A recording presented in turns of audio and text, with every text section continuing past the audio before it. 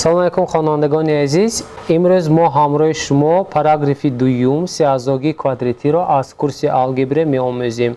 درس موضوع امروزی ما به درس چهارم بخشیده می شود که درس چهارم سیاه‌زاگی کوادراتی و ریشه آن می باشد. تعریف: بسیارزاگی نمودی ax کوادرات خیلی که به شما معلوم است در سلاید نشان داده شده است. نمودی ax کوادرات جمع bx جمع c که در اینجا x تغییر یابنده a b و c عدد ها غیر از آن a نو برابر 0 می باشد سیاه‌زاگی کوادراتی نامیده می شود که این سیاه‌زاگی کوادراتی رو شما همچون طرفی راست آن هم برابر 0 بودن مدل کوادراتی نیز گذاشته بودید. پس اگر ax کوادرات جمع bx جمع c داده شده باشد پس این گونه بسیارزاگی رو سیاه‌زاگی کوادراتی می نامند. قیمت تغییر یابنده که در آن قیمت سیاه‌زاگی کوادراتی به صفر برابر می شود ریشه این سیاه‌زاگی نامیده می شود. یعنی هنگامی ax کوادرات جمع bx جمع c به صفر برابر بودن ما ریشه سیاه‌زاگی کوادراتی را یافته می توانیم که آن را ریشه سیاه‌زاگی کوادراتی می نامند. از بس که ریشه سیاه‌زاگی کوادراتی ax کوادرات جمع bx جمع c به ریشه های مدل کوادراتی ax یخیل می باشند پس این مثل مدل کوادراتی صاحب دو ریشه یک ریشه بوده می تواند یا ریشه نداشتنش هم ممکن است. این از علامت دیسکریمینانت مدل کوادراتی یعنی که d برابر b کوادرات مینوس 4ac وابسته است که آن را دیسکریمینانت سیاه‌زاگی کوادراتی نیز می نامند. اگر d کلان از 0 باشد پس سیاه‌زاگی کوادراتی دو ریشه دارد. اگر d برابر 0 باشد سیاه‌زاگی کوادراتی یک ریشه دارد و هنگامی d خرد از 0 بودن سیاه‌زاگی کوادراتی ریشه ندارد. که این بود مفهوم های اساسی تعریف های اساسی موضوع درس چهارم. اکنون بیایید این موضوع امروزه را با مثال ها دیده میبریم. مثال یکم. در شرط مثال یکم چنین آمده است: ریشه های سیاه‌زاگی کوادراتی را یابید. a سیاه‌زاگی به نمود x کوادرات جمع x مینوس 6 داده شده است. خیلی که معلوم است ما در اولی درس گفته گذاشتیم سیاه‌زاگی کوادراتی با فرمولای ax کوادرات جمع bx جمع c نوشته می شود که این را سیاه‌زاگی کوادراتی می نامند. برای یافتن ریشه های سیاه‌زاگی کوادراتی ما باید ax کوادرات جمع bx جمع c برابر 0 یا اینکه برابر 0 گفته ایستاده دیسکریمینانت سیاه‌زاگی کوادراتی یا مدل کوادراتی رو یابیم. عیناً تعریف یکم رو استفاده برده حل میکنیم. می نویسیم x کوادرات جمع x مینوس 6 برابر 0. از اینجا مدل کوادراتی به ما آورده شد که در اینجا a برابر 1 است، b کوفیسیانت دومی مدل برابر 1 است، c باشد به مینوس 6 برابر است. دیسکریمینانت آن را حساب میکنیم. d برابر b کوادرات مینوس 4 ضرب a ضرب c برابر موافقاً قیمت آنها را میگذاریم. 1 کوادرات مینوس 4 ضرب a این به 1 برابر است و c مینوس 6 است.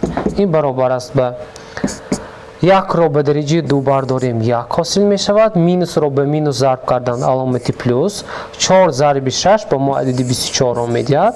این به 25 برابر است.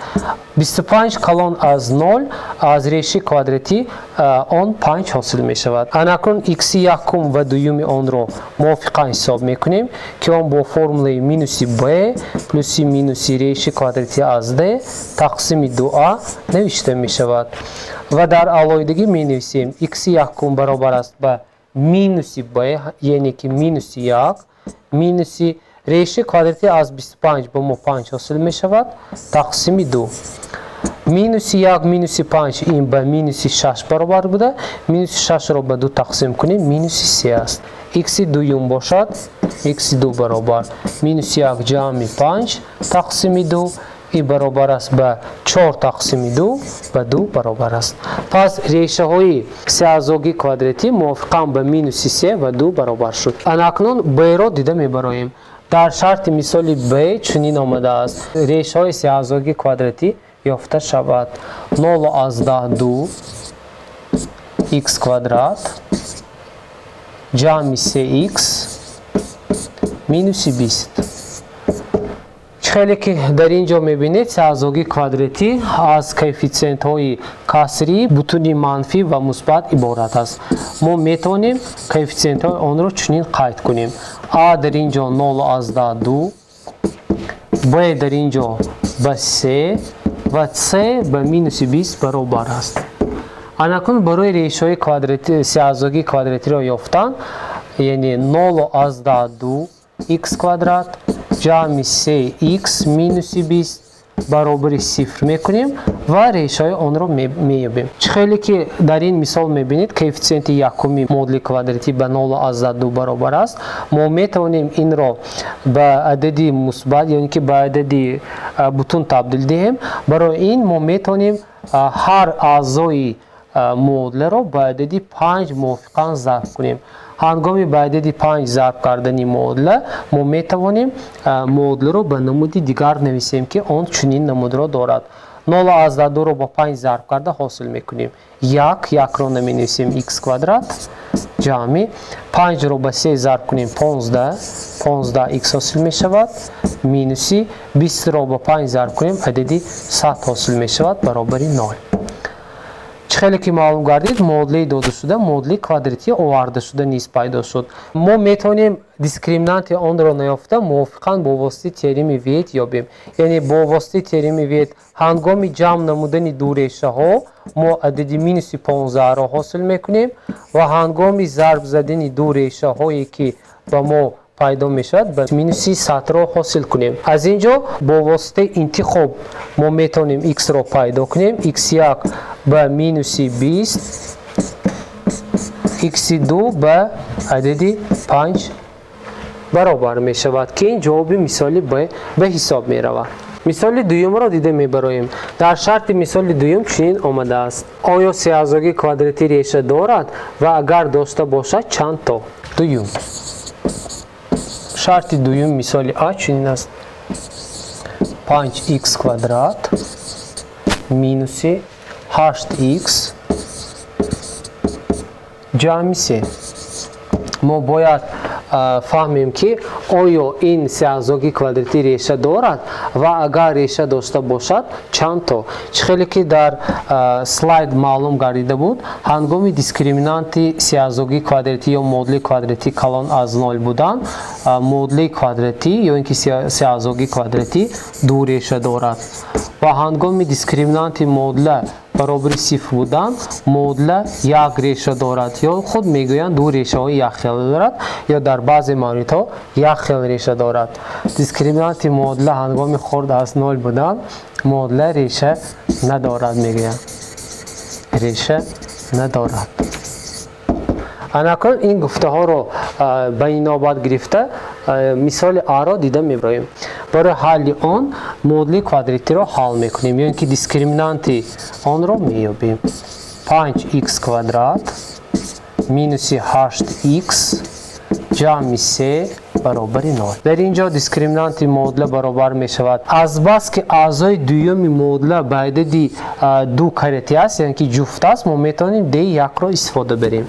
یعنی d1 در این حالت k کвадрат مینوس 8c این برابر است مینوس 8 را به 2 تقسیم کنیم مینوس 4 حاصل می شود مینوس 4 کвадрат مینوس a همو به 5 و c همو به عدد 3 برابر است. در نتیجه برابر مینوس 4 را به کвадрат برداریم 16 مینوس 5 را به 3 ضرب زنیم عدد 15 این برابر 1 است.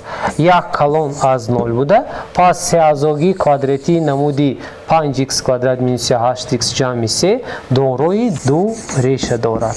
مثال ب را دیده میبریم. در شرط مثال ب چنین است. آیا سه‌زاگی کвадراتی ریشه دارد و اگر داشته باشد چند تا؟ مینوس 7x کвадрат جمع 6x مینوس 2. برای معاین کردن چند ریشه داشتن سه‌زاگی کвадراتی ما سه‌زاگی کвадراتی را به 0 برابر کرده بعد از روی دیسکریمینانت آن گفته میتوانیم مینوس 7x کвадрат جمع 6x مینوس 2 برابر 0. برای آسان شدن کارمون ما میتونیم از بس که کوفیسیانت یکمی معادله کواردراتی مینوس است هر یک اعضای معادله رو به مینوس یک ضرب کرده یا اینکه اعضای مثبت یکمی آن رو پیدا کنیم. در نتیجه 7x کوادرات مینوس 6x جمع 2 برابر 0 را حاصل میکنیم. از اینجا دیسکریمینانت معادله کوادراتی چنین می شود. از بس که کوفیسیانت دومی معادله به 2 کرتی است یعنی که جفت د یک را میابیم یعنی k کوادرات مینوس ac. در اینجا k معادله کوادراتی به عدد مینوس 3 برابر است. مینوس 3 را به کوادرات برداریم 9 حاصل می شود. مینوس a در اینجا 7 ضرب 2 یا اینکه این برابر است به 9 مینوس 14.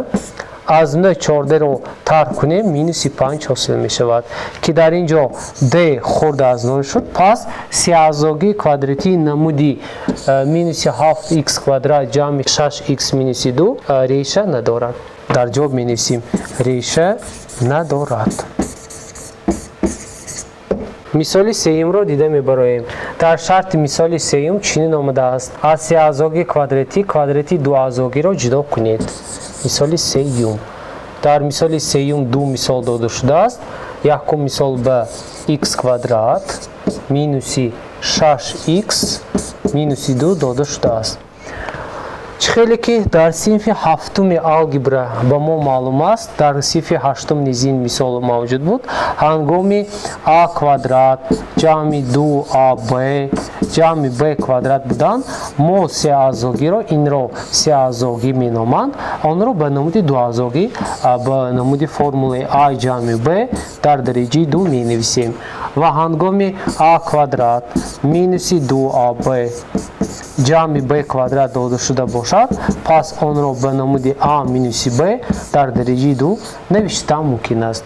پس همین فرمول را استفاده برده ما سه اعضاگی کوادراتی نمودی x کوادرات مینوس 6x مینوس 2 را چنین تبدیل میدیم. برابر میگذاریم. برابر ما در اینجا حال می نویسیم x کوادرات مینوس عدد 6 را با واسطه دوچندش چنین وضع میکنیم 2 ضرب 3x مینوس 2 این برابر است به اناکرون با واسطه در بجای a x آمده است بجای b باشد عدد 3 جای دارد پس ما می نویسیم x مینوس 3 در درجه 2 هنگامی قوس را کشادن x کوادرات مینوس 6x جمع 9 حاصل می شود و برای آنکه 9 را گم کنیم مینوس 11 نوشتن لازم است که این برابری درست می شود. x مینوس 3 کوادرات مینوس 11 را هنگامی ما به نمود سه‌اعضاگی نوشتن ما x کوادرات مینوس 6x مینوس 2 را حاصل می کنیم که در شرط مثال طلب کرده شده بود که از کوادرات سه‌اعضاگی x کوادرات مینوس 6x مینوس 2 کوادرات دو اعضاگی نوشته شود. این بود مثال a. اناکون مثال b را دیده میبریم. در شرط مثال b چنین آمده است سه‌اعضاگی کوادراتی به دو اعضاگی را جدا کنید.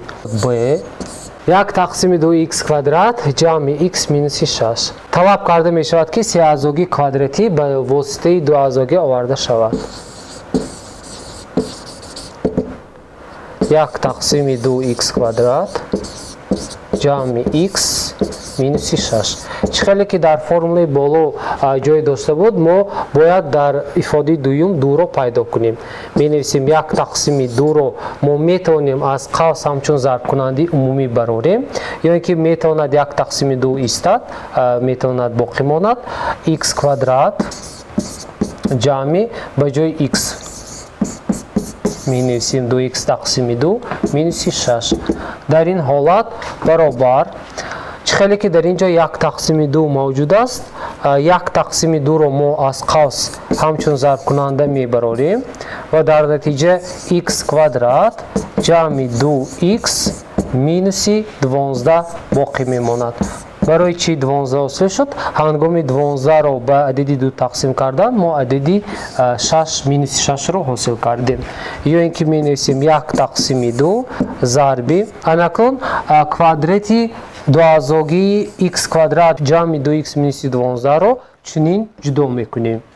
x ҷамъи 1 дар квадрат минуси 13 ҳосил мешавад. ҳангоми квадрати дуазогиро кушодан x квадрат ҷамъи 2x ҷамъи 1 ва 13-ро тарк кунем минуси 12 ҳосил мешавад ки ин баробар аст ба 1 тақсими 2 зарби x ҷамъи 1 дар квадрат минуси 13-ро ба 2 тақсим кунем адади 6.5 ҳосил шуд ки ба мо талаб карда шуда буд ки квадрати дуазоги аз сеазоги квадратӣ бояд ҷудо карда шавад. Барои мустаҳкам кардани мавзӯи имрӯзии мо ба шумо якчанд мисолҳо пешниҳод карда мешавад ки онҳо дар поён оварда шудаанд, онҳоро бояд иҷро кард. бо ҳамин дарси имрӯзии мо ба анҷом расид. Хайр то дарси оянда. муваффақ бошед.